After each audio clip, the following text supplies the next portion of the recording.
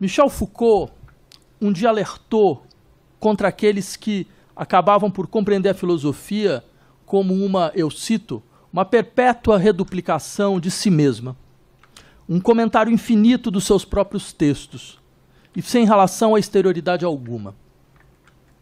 Como se fosse possível descrever o sistema de motivações de um texto filosófico simplesmente a partir das negociações com problemas herdados de outros textos filosóficos. Em uma espécie de cadeia fechada de textualidade que atravessa o tempo como um bloco intocável.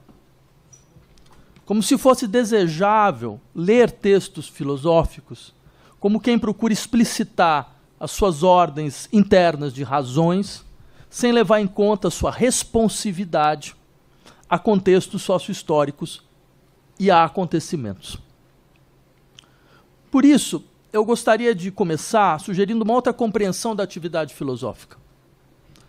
E essa compreensão eu aprendi de outro professor que muito me influenciou e a quem eu gostaria aqui de prestar uma homenagem, Alain Badiou.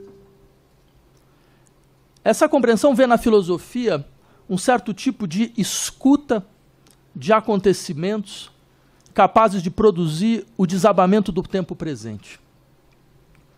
E essa formulação, eu diria, ela insiste inicialmente que a filosofia seria uma escuta voltada a seus exteriores. Como se fosse o caso de afirmar que ela seria uma reflexão para a qual qualquer matéria estranha serve. Ou diríamos mesmo, para a qual só serve a matéria que lhe foi estranha. Bem, essa frase é de Georges Canguilhem, e eu creio que é a melhor frase para aqueles que começam um curso de filosofia. Porque ela fornece uma boa resposta ao problema do objeto próprio à filosofia. Porque haveria um conjunto de objetos que nós poderíamos chamar, afinal, de objetos filosóficos, assim como nós falamos que existem objetos e fenômenos próprios à economia, à teoria literária, à sociologia, entre tantos outros.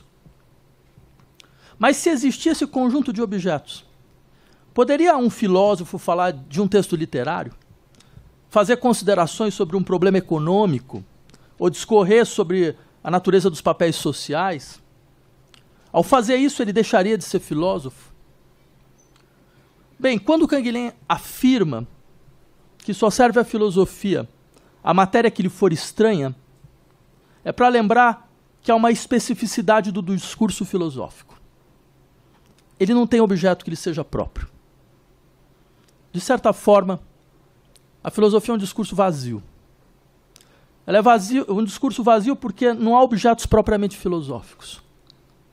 O que talvez nos explique porque, por exemplo, não pode haver teoria do conhecimento sem reflexões aprofundadas sobre o funcionamento de ao menos uma ciência empírica. Não há estética sem crítica de arte. Não há filosofia política sem a escuta de fatos políticos. Mesmo ontologia sem lógica impensável.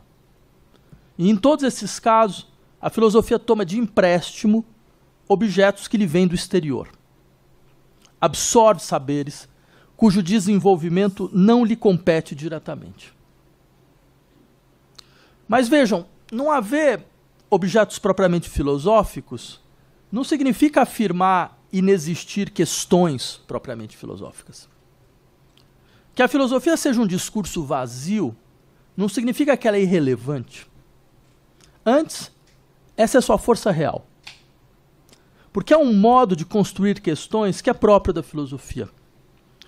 E esse modo admite praticamente todo e qualquer objeto. A característica maior, eu insistiria, de uma questão filosófica é sua forma de se perguntar sobre como um fenômeno ou como um objeto se torna um acontecimento. Ou seja, não se trata simplesmente de descrever funcionalmente objetos, nem de justificar suas existências, dar a eles razões de existências a partir de uma reflexão sobre algum dever ser. Na verdade, a filosofia tenta compreender como o aparecimento de certos objetos e de certos fenômenos produzem modificações na nossa maneira de pensar, no sentido o mais amplo possível. Porque um acontecimento não é apenas uma mera ocorrência. Ele é o que problematiza a continuidade do tempo, exigindo o aparecimento de outra forma de agir, de desejar e de julgar.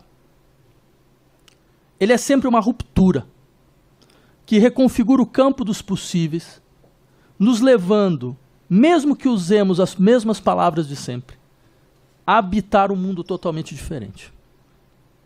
No fundo, é desses acontecimentos, e apenas desses, que a filosofia trata.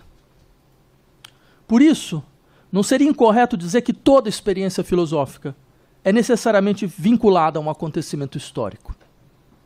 Ela é a ressonância filosófica de um acontecimento. Assim, a filosofia cartesiana é solidária do impacto filosófico da física moderna. Ela é a elaboração, até as últimas consequências, da dissolução do mundo fechado, pré-galilaico, e do advento de um universo finito, de espaço homogêneo e aqualitativo.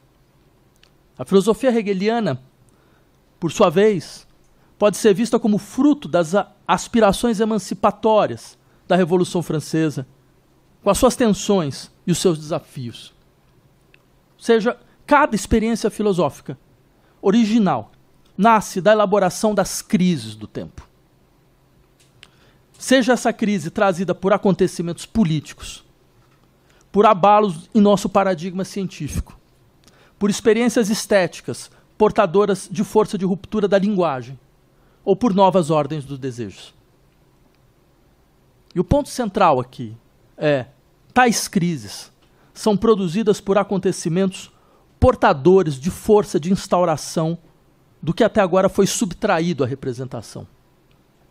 Uma instauração impulsionada pelo que é capaz de colocar em questão a nossa forma de organizar os nomes e os pertencimentos. No entanto, eu gostaria aqui de falar da fidelidade a outra forma de acontecimento. E aqui eu sigo um caminho que não é exatamente o caminho do Badiou. Porque é possível que uma época seja marcada por acontecimentos que não são portadores potenciais de novas formas de relação, mas que são a expressão da dimensão do intolerável. E a esses normalmente, nós damos o nome de catástrofes. E quem gostaria de pensar a partir de acontecimentos deve ser capaz também de fazer o pensamento parar diante de catástrofes. Parar não como quem se coloca diante do cultivo do incomunicável e da paralisia, mas como quem entende que se trata de enunciar o signo final de uma época, que não pode mais, de forma alguma, permanecer. O termo catástrofe, vindo do grego, não deixa de ter uma etimologia bastante significativa. Kata, para baixo, estrofa, virar. Inicialmente, um termo usado na tragédia para indicar um momento no qual os acontecimentos se voltam contra o personagem principal.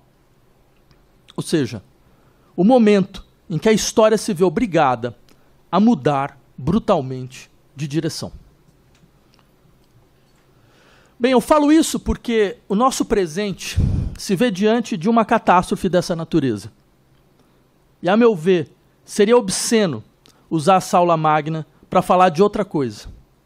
Como se essa catástrofe não estivesse entre nós, a corroer os nossos dias, a gritar diante do nosso sono dogmático.